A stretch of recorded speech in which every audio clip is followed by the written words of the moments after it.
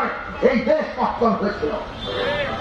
আর সেই যে ৭১ সালের আকাঙ্ক্ষা, এই দেশের নাগরিকদের জন্য সাম্য, মানবিক মর্যাদা, সামাজিক ন্যায় বিচার, ৫৪ বছরে যখন সেই আকাঙ্ক্ষা প্রতিষ্ঠিত হয়নি, আমরা দেখেছি ৯০-এর আন্দোলনের পরেও আমাদের কিভাবে আন্দোলনের অর্জন ব্যাহত হয়ে গিয়েছে।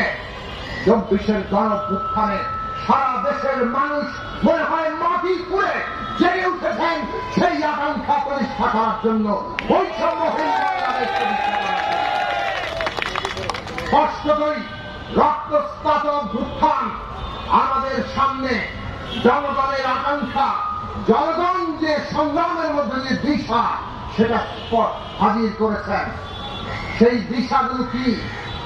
এই রাষ্ট্র ন্যায় বিচারের উপর দাঁড়াবে।